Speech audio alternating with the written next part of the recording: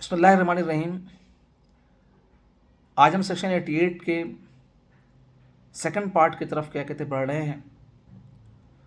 पिछले लेक्चर में हम 3 सेक्शन को डिस्कस कर चुके थे, 1, 2, 3। आज हम फोर्थ सब सेक्शन से इसको स्टार्ट करेंगे, यानी 88 के सब सेक्शन 4 से इसको हम स्टार्ट करेंगे।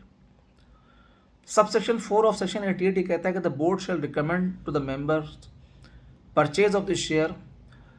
The decision of the board shall clearly specify the number of proposed to be purchased, purpose of purchase, cancellation or holding these shares as a treasury shares, the purchase price, the period within which the purchase shall be made, source of fund, justification for the purchase, and effect on the financial position of the company।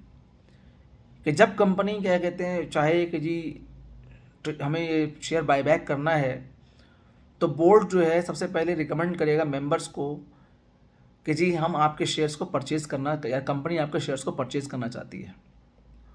और जो board का decision होगा, वो जो communicate होगा members को, वो clearly specify करेगा कि कंपनी कितने नंबर ऑफ शेयर्स परचेज़ करना चाहती है, पर्पस क्या है परचेज़ का कंपनी का।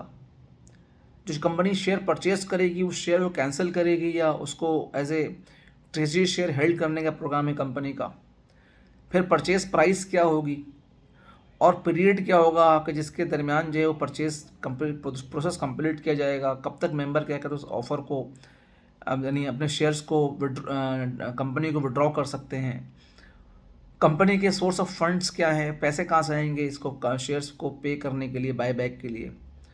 जस्टिफिकेशन क्या है, कंपनी क्यों परचेज़ करना चाहती है, क्या राइट साइजिंग करना है या कोई कंपनी नया एग्रीमेंट में एंटर हो रही है या कोई नया इन्वेस्टर आ रहा है जिसकी रिक्वायरमेंट है, क्या है मर्जर हो रहा है, एक्विजिशन हो रही है, राइट साइजिंग हो रही है, क्या हो रहा है कंपनी बताएगी। और effect on the financial position, ये भी कंपनी क्या कहते बताएगी कि जी इस ट्रांजेक्शन का फाइनेंशियल पोजीशन पर इफेक्ट क्या होगा।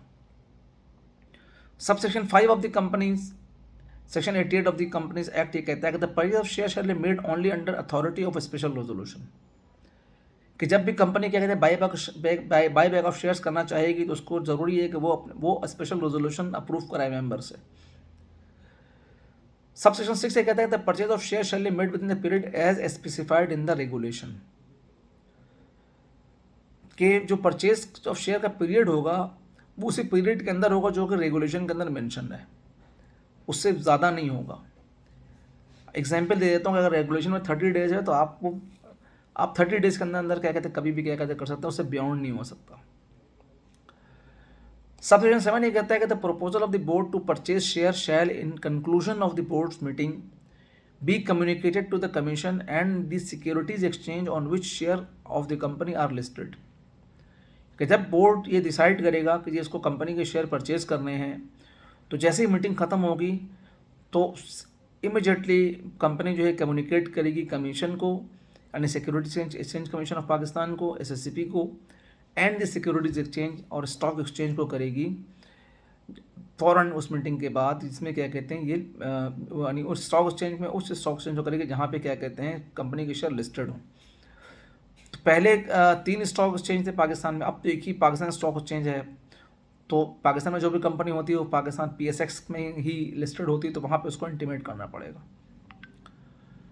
Sub section 8 of the company क्या कहते हैं the purchase of share shall always be made in cash and shall be out of the distributable profit और reserve specially maintain for the purpose. कि जब purchase जब भी होगा वो ऑलवेज कैश में परचेज किया जाएगा और जो उसकी प्रोविजनिंग होगी वो आउट ऑफ डिस्ट्रीब्यूटेबल प्रॉफिट या रिजर्व से होगी जो स्पेशली इस पर्पस के लिए क्या कहते हैं मेंटेन किए गए होंगे। सब सेक्शन 9 ये कहता है purchase of share shall be made either through tender offer और through security exchange as may be specified. यानी सब सेक्शन 9 ये कहता है कि जी आप या तो आप टेंडर के थ्रू ऑफर करेंगे या सिक्योरिटी एक्सचेंज। अब ये डिपेंड करता है कि जब बोर्ड ने जो स्पेशल रेजोल्यूशन पास किया था उसमें क्या मोड अप्रूव किया था, उन्हीं मोड्स को होगा।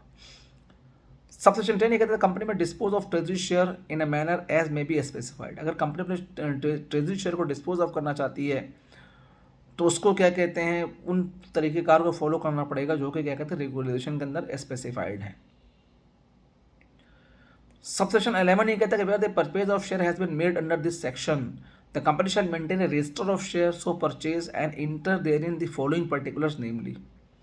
अगर कंपनी ने क्या कहते हैं शेयर परचेज किए हैं इस सेक्शन के तहत, तो उसको एक रजिस्टर मेंटेन करना पड़ेगा और उस रजिस्टर के अंदर ये इन्फॉर्मेशन होनी चाहिए कि नंबर ऑफ शेयर परचेज कितने हुए हैं, consideration paid for the purchase, share purchase वो क्या कहते हैं कितना है, उसके अलावा मोड ऑफ द परचेज, किस मोड में परचेज किया गया है, द डेट ऑफ कैंसिलेशन और री इशुएंस ऑफ सच शेयर्स, ये इन्फॉर्मेशन होनी चाहिए। The number of bonus share issued in respect of treasury share, अगर कोई बोनस शेयर इशू किया गया ट्रेजरी शेयर को तो वो भी क्या कहते हैं इसके अंदर क्या कहते हैं मेंशन होगा। और फिर क्या कहते हैं number and amount of treasury share redeem if redeemable, अगर रिडीमेबल ट्रेजरी शेयर है तो बताना पड़ेगा, ये रिकॉर्ड रखना पड़ेगा, उस रजिस्टर के अंदर होना चाहिए कि जी वो जो है number of and amount of treasury share redeemed अगर वो रिडीमेबल थे।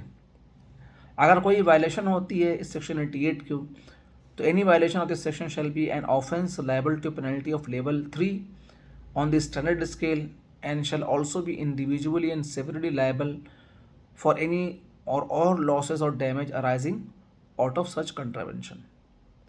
तो यहाँ हमारा सेक्शन 88 का लेक्चर मुकम्मल हो रहा है।